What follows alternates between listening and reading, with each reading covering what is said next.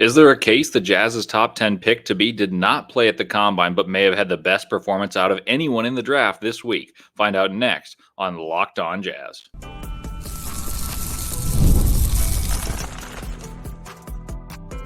You are Locked On Jazz, your daily podcast on the Utah Jazz. Part of the Locked On Podcast Network, your team every day. Hello and welcome into Locked On Jazz. I'm Leif Thulin. Excited to be back with you guys for the final time this week. It's been a fun 2 weeks hosting for you around draft time. I've filled in for David Locke, and thank you for giving me this opportunity on his show, and it's been amazing. But you guys know me by now, lifelong NBA and Utah Jazz fan, credentialed analyst for the NBA Combine, both this year and last year. And I am a Jazz broadcast assistant and statistician the past 3 years, lover of college hoops, so I'm uniquely qualified to give you guys the insights you need to know about the Jazz and who they're drafting in this year's 2024 draft, as the Jazz head to a critical juncture in franchise history, knowing what stars are they going to go get. So let's talk about that. Thank you guys for making Locked On Jazz your first listen every day. And remember, Locked On Jazz is free and available on all platforms, including YouTube at Locked On Jazz, where the best way to help us grow is to comment anything below. And today's question is just simply, who is your best case scenario pick for the Utah Jazz at number 10? Today's show is brought to you by LinkedIn, and that's LinkedIn Jobs. It helps you find the qualified candidates you want to talk to faster. Post your job for free at linkedin.com/lockedonnba. That's linkedin.com/lockedonnba to post your job for free. Terms and conditions do apply. All right, in the first segment today, we're going to take a look. I'll make a case. This is interesting. I'll make a case that the Jazz should take a Frenchman at 10 and compare him to another commonly linked to the Jazz player at 10 and make an alternative argument about which player is more raw because they're commonly viewed the other way. In the second segment, I'll make a pitch for another Frenchman and compare him to another commonly linked to the Jazz player from America and explain why choosing between the two is a totally different but difficult evaluation. And in the final segment, I'll make you guys know my favorite candidates for the Jazz at 29 and 32 after having attended the NBA Combine all week. Which guys have risen and which guys should the Jazz draft? All right, let's dive right in. The Frenchman I'll be discussing here momentarily had an impressive playoff game in the French league. And I've mentioned him as an upside play before, listing him in the final segment of an episode I did. So you everydayers may know who I'm alluding to. And I said, well, he might be the most toolsy player in this class. So if there's going to be an all-star, I think he's got a better case than most guys. And I'll explain why later in the episode. I think he's among the most toolsy players in this class and thus the most similar to Giannis, who, of course, turned out to be the prize gem of 2013. And this class in 2024 is considered to be similar to 2013, devoid of stars, yet they had a guy like Giannis and Rudy Gobert and Victor Oladipo. That's 3 stars. So this French potential lottery pick is Tidjane Salaun. He plays for Cholet. And in a win against Paris on Wednesday, an upset win, I want to tell you, the 18-year-old had 19 points, 7 rebounds, 3 assists, 1 steal, and on 8 of 13 shooting, 2 of 5 from 3. And he was the best player on the floor. Like that's the plain and simple truth. It's not just upside and being a contributor when you dominate a playoff game. Well, Salaun is considered to be very raw and toolsy, but the numbers in a big game mean a lot to the draft, as we saw Bilal Coulibaly last year skyrocket just a year ago. Salaun is bigger. He's a better shooter, and his numbers are better than Coulibaly. And Coulibaly went 7 in what was deemed to be a very good NBA draft. I'm just saying. Salaun, for those of you who don't know, is a 6'9", 203-pound, 18-year-old who averaged about 10 points, 4 rebounds, an assist per game on 40% from the field, 32 from 3, and 83 from the line. 83 would indicate he's a pretty decent shooter. And furthermore, adding to his shooting, he was about 38, 39% for much of the season, had a cold streak. And I know that's the aggregate, that's the total, but it means that he has the potential to actually shoot at a pretty good level. Now, here are some pros and cons. Also, just some general rankings, because I know you guys like these. The Tankathon has him 13th. The Ringer has him 15th. I right now have him 11th, and I might have him higher by the time of the draft. And I'll be posting my post-combine big board on my website, and I'll make sure to post that on my Twitter. If you guys follow, it's at Leif Thulin. And I really appreciate you guys for listening to this draft coverage, because I think it'll be important for the Jazz. Here are his pros and cons. Tidjane Salaun. He's a locked-in defender who is a nuisance off the ball, digging in to help on drivers, using long arms to poke at the ball. He's always contesting shots, both at the rim and jump shots, playing with his hands in passing lanes, and he's able to fight through screens with his length. He's quick, he's aggressive on the point of attack, and he's got the traits necessary to become a versatile defender who can switch across most perimeter positions as well as impact the game at the rim as a secondary rim protector. He's shot pretty well from three. This is his best season, so it means I believe he's made mechanical switches to become a better shooter. He's always moving off the ball. He shows an eagerness to go get the ball. He sets his feet quickly and has a high, smooth release. Not to mention his body's enormous. His shoulders and arms are huge for an 18-year-old, and the release being that smooth bodes well, in my opinion. You don't see the mechanical mix along with the physical tools. That combination's pretty darn rare, and I'm pretty high on it. If his shot's real, his size can make him a major weapon and a steal in this draft. He's an athletic finisher who makes himself available via cuts or for lobs or back cuts, and he's able to run out in transition and find little passing lanes to exploit while on offense. He's always looking for chances to attack the rim via cuts. He's unselfish on the offensive side. And like I said, he's disruptive on the defensive side. He will be best if drafted to a team that prioritizes motion. Now, what are his weaknesses? Because I said he's raw. And he is. He needs to become more of a fundamental on-ball defender to reach his full potential. He falls out of position and gets crossed up because he gambles too often. And he lacks shooting ability off the dribble. His handle's not great, and especially when he makes those moves, he loses kind of that smooth shot. It looks okay, but it rarely goes in. So essentially, Tidjane Salaun has an NBA frame with an underdeveloped or not very advanced offensive game, but has found a way to make himself productive in a pro league as a team. Make of that what you will. I mentioned I spoke with a friend, and I mentioned I had a commonly mocked player to the Jazz I'd use Salaun as a foil to, or this guy as a foil to Salaun.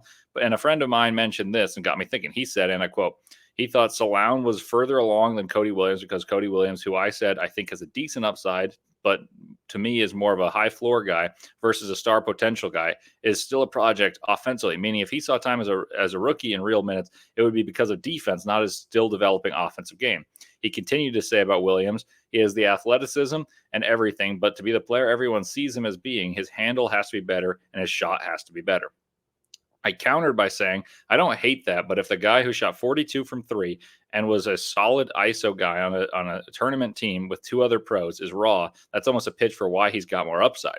But I realized I was playing devil's advocate, and if both struggle with the shot in terms of consistency and confidence, why not take the bigger, younger player who is better on defense with a more untapped offensive potential, especially if neither probably warrant offensively induced playing time early, barring massive strides on a team that has any aspirations of winning. Well, I slightly lean more toward Cody. The conversation has me thinking because the reason I prefer Cody is his potential playmaking as a supersized guard facilitator.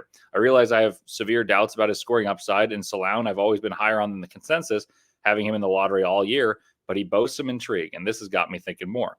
Well, coming up next, we'll dive into a fellow Frenchman who profiles as a safe pick and compare him to a boomer bust American commonly mocked to the Utah Jazz. But first, a word from LinkedIn. When you're hiring for your small business or when you want to find quality professionals that are for the right role, that's why you have to check out LinkedIn Jobs. LinkedIn Jobs has the tools to help find the right professionals for your team faster and for free. LinkedIn isn't just a job board that I peruse frequently. LinkedIn helps you hire professionals you can't find anywhere else, even those who aren't actively searching for a new job but might be open to the perfect role. In a given month, over 70% of LinkedIn users don't visit other leading job sites. So if you're not looking on LinkedIn, you're not looking in the right place, or you are looking in the wrong place. On LinkedIn, 86% of small businesses get a qualified candidate within 24 hours. Hire professionals like a professional on LinkedIn. Post your job for free at linkedin.com/lockedonnba. That's linkedin.com/lockedonnba to post your job for free. Terms and conditions apply. Also, I want to tell you guys about Murdoch Honda. You guys know me. I love Murdoch Honda. The Murdochs have been in Utah for over 80 years. The Honda is the best car for your money. Safety features, bells, whistles, all in amazing cars, all for amazing prices. I mean, when you back up in a Tucson like I've been driving, it makes a noise and it alerts anyone and everyone that you're backing up, and it alerts you to other obstacles. If you turn on the blinker and someone's in your blind spot, you're alerted immediately, and it's a lifesaver. It can be. The SUV lineup features the Tucson, as I mentioned, the Kona, the Santa Fe, the Palisade, and much, much more. Then they have the electric cars. The Ioniq 5 was named the electric, the Motor Trend SUV of the year by Motor Trend. The new Ioniq 6 is even better. It's electric, looks like a Porsche, and won the World Car of the Year. There are 3 locations in Linden, Murray, and Logan. Murray's the closest to me, and those guys are awesome. One guy even said, "Oh, you're Leif from Locked On." And I was like, "Oh yeah, how on earth do you possibly know that?" But I appreciate it nonetheless. They treated me wonderfully, and I'm sure all the other locations do as well. So get yourself into a Murdoch Hyundai at your nearest convenience and go get a great car. Welcome back to Locked On Jazz. I'm Leif Thulin. I got one more question for you guys. Are you guys watching Fox Sports or ESPN on your TV all day? Have to turn down the volume with all that shouting? Make the switch to Locked On Sports today, a free 24/7 sports streaming channel programmed for you every day to bring you the biggest stories without all the screaming. Locked On Sports today brings you can't-miss analysis, opinions, and news, streaming 24/7 on YouTube or the free Amazon Fire TV channels app, part of the Locked On Podcast Network, your team every day. All righty, welcome back into Locked On Jazz. I'm Leif Thulin, recording live from Chicago after the final day of the NBA Combine. Pro days were had, scrimmages were had. I'm talking about some guys that weren't at the Combine compared to some were. So Zacharie Risacher is a Frenchman, I believe, is a high floor, but that's more than his upside. But per many boards, he's still projected to be selected higher than a guy like Ron Holland. And the Jazz are tied to Ron Holland. So let's explain why that's the case as we discuss the notion that the term raw was maybe erroneous for Tidjane Salaun compared to a guy like Cody Williams, who's considered to have a decently high floor. So let's talk about, is there any validity to that notion? So like I said, Risacher, I believe, is a high floor guy more than an upside guy, but per many boards, it's projected to be the higher pick than Holland or Salaun, despite less high-end upside, in my opinion, and in the opinion of many others, because I think many teams in this draft don't want to miss, and safety in this draft is coveted, meaning that you're not going to miss by taking someone who's adequate, but you're not going to hit big by taking that same guy. They're drafting for singles rather than home runs. It's different in different drafts, but that's, I think, the case. You're also going to see some guys. I talked with a few people, some agents, some scouts, and they said people are going to go for their guys. We talked about that in the previous episode. Stephon Castle could be the Jazz's guy. Maybe they're going to move up and try to get him. So let's go back to Risacher real quick. But there's a lot of theory about what's going on in this draft and who's going to do what. So what makes Risacher safe? It's his archetype. That archetype rarely fails, but also has not produced stars, and not even all stars. For a bunch of player and for the everydayers, this may be a little repetitive because you guys heard something similar. I think the best 3-and-D player who is a tall, high-volume sniper is Michael Porter Jr. I think we can agree. He's really, really good, but he's nowhere near an all-star, much less a superstar. Now, if you compared Michael Porter Jr. to Risacher entering the draft, I think Michael Porter Jr. was, prior to the back injuries, a better athlete. I think it's unlikely Risacher shoots as well as Porter does from deep. So what makes him that high of a draft pick that the Jazz may not even be able to reach him at number 10? Well, here's a little summary I wrote about him along with some strengths and weaknesses I have commonly listed. Part of this is a little redundant to what I just said, but I wrote this a couple weeks ago. Risacher has a slight chance of hitting it big by being that exceptional of a shooter, but as a wing at 6'9", the formula is there, but not to be an all-star, because I think the best player at this archetype is probably still an overly generous comp, and that would be Michael Porter Jr. And he is nowhere near being an all-star yet, and he's a monster shooter. For those wondering, if he was in a good draft, and if he had been healthy, he would have had a very real case to be drafted number 1 had his back not been terribly messed up. And he's a better athlete, a better shooter, and a better creator than Risacher at the same stage. Now I continue. Risacher figures to be a good player, though, because he can really shoot it, shooting as well as 48% for a good portion of the year in a pro league. He is fluid, though not explosive on the ball, and seems to be a heady player. He's a safer bet than most in what is a mysterious draft, and you could draft him to be a solid role player because he's molded perfectly for what is coveted in today's NBA. He reminds me of what Cam Johnson is, and Cam Johnson is getting $24 million per year in his second contract. That's maximizing a role and getting paid like a star for being a star in your role. And Cam Johnson started off as a fifth year. He went 5 years of college. So Risacher is younger, and I think he's got that opportunity. So that's definitely a good pick, and I expect him to be gone at 10. Now let's go deeper on Risacher. He has a potential to be a knockdown shooter. For much of the year, he was in the upper 40s from 3. He's a solid ball handler for his size, capable of bringing the ball up the floor on the defensive, capable of bringing the ball up the floor on offense, and on defense, he's able to influence the game with his intelligence. He's more of a slasher that can attack closeouts in the sense that he's not going to get to the rim, but he'll put the ball on the floor, make a heady pass, and he'll generate offense for other than himself by being intelligent. I don't think he's a supplementary ball handler. Some will tell you he is. That said, he's a quick decision maker. If his handle continues to develop, he could provide great value with reads made off of maybe a pick and roll, maybe it's attacking closeouts and finding the next guy on a dribble, read and react. I think he's a really good connective piece. Now, he's also a solid defender because he's long arms and he moves laterally like a wing should. And he's also an aware help defender who uses his length to influence shots. Those are his pros. Now, what are his cons? He struggles to score at the rim in the half court, making only 38% of those attempts in the past 2 seasons. This year, he's about 50%. But he doesn't get a ton of lift at the basket, and he lacks burst off of the dribble. I think that's only going to be more demonstrated in the NBA, where there's better athletes and more physicality.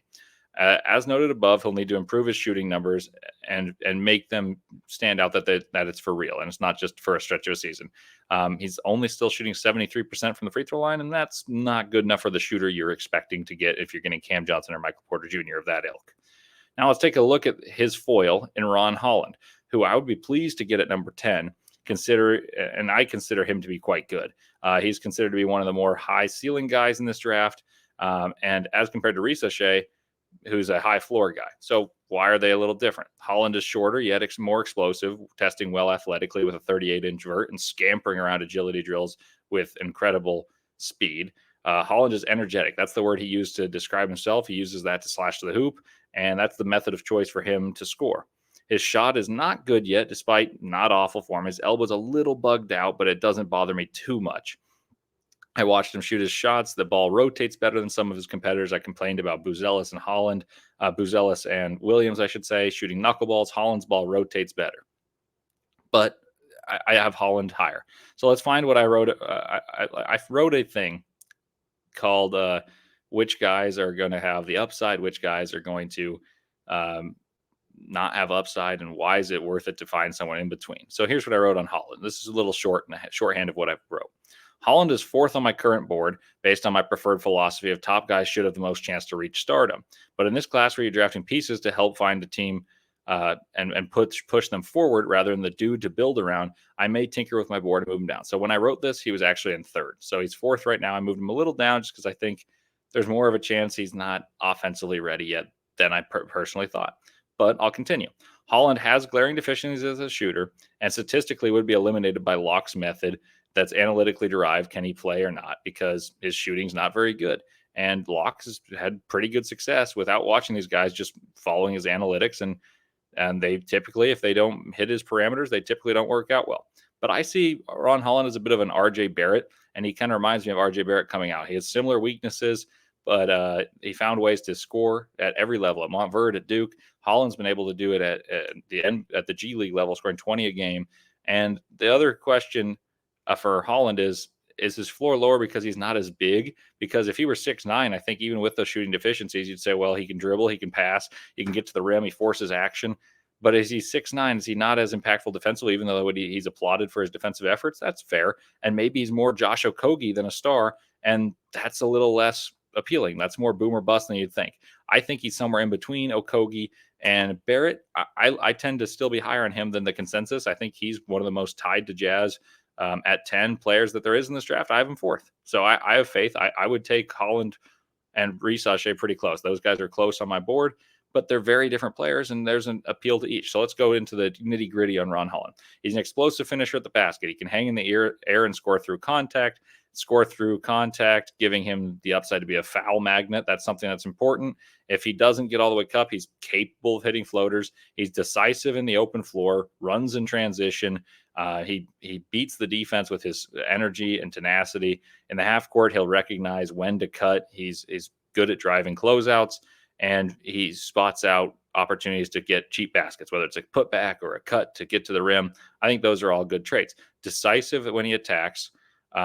He's better shooter off the dribble than he is the catch. Maybe it's a rhythm thing, and there's more consistency to come as he figures out a better way to catch and shoot with rhythm. And then there's defense. I think he's a really good defender. He's a versatile defender with the mobility to switch on to quicker players and the strength and competitiveness to switch on to bigger players. He hustles at all times, has a knack for getting his hands on the ball, blocking shots from behind, and just influencing passing lanes. He's also one of the youngest players in this class. And this matters in this case. I typically am not one of those people who's ageist. I don't care if the player's old. I don't care if the player's young. But he's 18 on draft day, and he already has big game experience. He played for USA. He played for the G League Ignite. He played against grown men and professionals and scored 20 a game, and yet we're hating on his efficiency. I think that's a little little bit misplaced in terms of the frustration toward him. Now his negatives. He's a stiff spot-up shooter. He takes a beat to get his feet set, and his elbow kind of flicks outward. And it's not beautiful, but it's not horrible. He's also a below-average free throw shooter, not by a ton, but it is a little below average of what you want to be good. And he needs to improve his standstill shooting as a catch-and-shoot threat. He struggles to gain an edge in isolation when it's lateral. He's more of a north-south driver than he is a shake-and-bake guy. He needs to work on improving his offhand, and that's his left hand. He's a right-hand shooter, and I believe he can do that. So let me know which sounds better to you for the Jazz to take. I mean, do you like the upside of Tidjane Salaun or Ron Holland, or the floors of Cody Williams or Zacharie Risacher? Well, talk about that in the YouTube comments. I'm going to get on YouTube and respond to some comments of the last few days. I've been busy here in Chicago, but I'm really eager to see your responses, and I'll try to engage with you guys because I really appreciate you guys listening.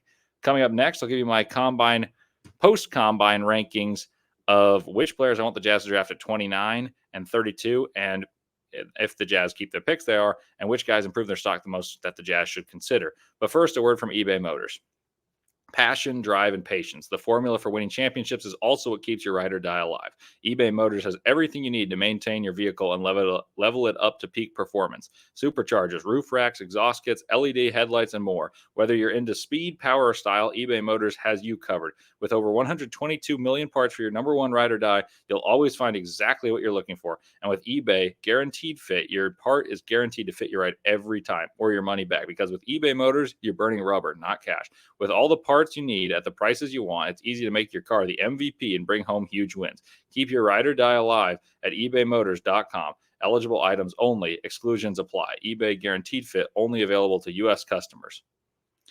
Well, welcome back to Locked On Jazz. I'm Leif Thulin here in Chicago, recording before I fly home, and it's been a pleasure recording from here and you guys listening, so I thank you once again. For those of you everyday listeners on Locked On Jazz, and those of you who listen to Locked On NBA Big Board, you'll know that there's one guy I've been talking about nonstop, and I'm going to talk about him once more. That's Baylor Shyman. Well, I think he was comfortably the best player in the scrimmages this week, and he may have made some money for himself by playing those games, not being scared to compete against others, and that's why I love Baylor Shyman.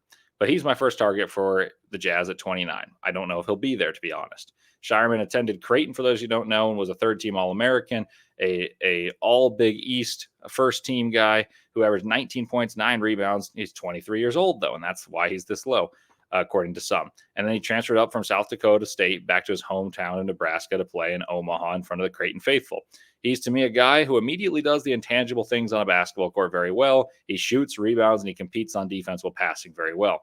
He has positional size at the 3. He's gritty, has toughness. He sticks it from deep, and he also is not scared to get in there and rebound. He looks very good off of pick and rolls at the combine, balancing scoring for himself with as well as distributing for others. He had many plays where he played off 2 feet, had a drop off to a big. He made a kick to the corner, just looked so composed when other people's looked frantic. And that meant a lot to me. He will come into whatever team drafts him as someone who understands he's a role player and play that role excellently, hitting threes, rebounding, cheering on teammates, whatever it asks. He reminds me of George Niang if he was compared to a Jazz player of the past, in the sense that his role isn't sexy, but every single team needs one. And if you can get Niang at 29, the line would be enormous. And for that, I think Shyman is Niang-esque, but he plays the 3, meaning he's a big body for his position, but Niang played the 4. So those of you saying you sacrifice size if he's at the 4, I don't think that matters because I think he's a 3. And he even played the 3 at Creighton, and I think he can play the 3 at the NBA level as well. Now, I'll give you some pros and cons. He's a versatile shooter who can drain open threes from in a variety of ways. He can do it from behind the arc with screens, setting him loose, handoffs, and he can do it within the flow of the offense without having to create a shot for him. He's a capable ball handler. He played the point guard at South Dakota State for 3 years before transferring to Creighton. He can get into his jump shots with the threat of pump fakes, to get into pull-ups and floaters if he pump fakes to get past them using the threat of his jumper. He also has nice touch around the rim using floaters or high off the glass layups. He's got pick and roll skills that give him additive value, and he's more than just a shooter, and he's more than just a rebounder. But he does those exceptionally well. He showed unbelievable feel all week at the combine, and he's a willing screener and a tremendous rebounder for his position. Defensively, people are going to say, oh, is he okay defensively? Whether that's a cliche, whether it's a stereotype. I think he competes defensively. He doesn't have the quickest feet, but he competes, and he guarded the best players on the wings when Creighton played against the best in the Big East. He did that all season long and did pretty well. He's not a great athlete, and he only dunks when he has a runway, but he has some highlight dunks dunking on some centers in the Big East, and he's limited defensively in terms of how quickly he can move. You don't see him switching too often to guard guards, but he can move against wings. He only logged 29 blocks, and he averaged less than a steal per game. Those are his negatives. Now, the second place guy I would love the Jazz draft would be Nikola Jurisic. He's a big wing from Serbia, measured at 6'7" without shoes, glides to the rim when he has the ball. He has had 16 points and 7 of 12 shooting in the scrimmage, number 2 for him, and he impressed me with how smoothly he gets to spots and elevates. He's 20 years old and has had relative success playing in Serbia professionally the past 2 years.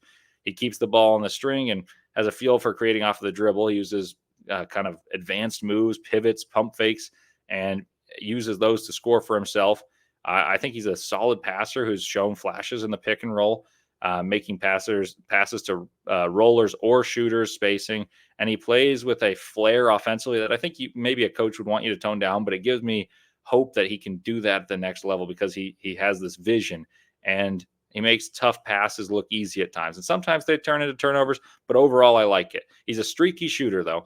And when he gets hot, he gets pretty hot. He made 40% of his threes and over 80% of his free throws in the past 10 games, spanning over multiple months in playing professionally. So that gives you some hope.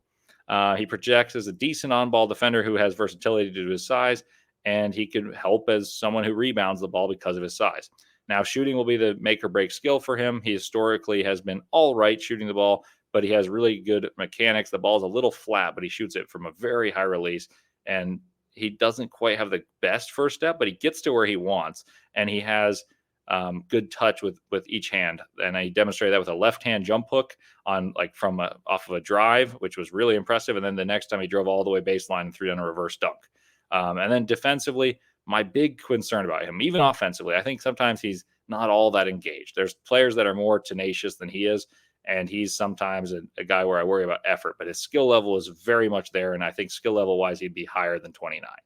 And the final guy I thought shined in the NBA Combine, and I would consider drafting at 29 if he were there, is Bub Carrington. His name's Carlton Carrington. If you guys are looking for him, he goes by Bub. He shot the cover off of the ball at the Combine, alleviating all concerns of his poor shooting numbers at Pittsburgh, whereas a freshman, he shouldered quite a burden.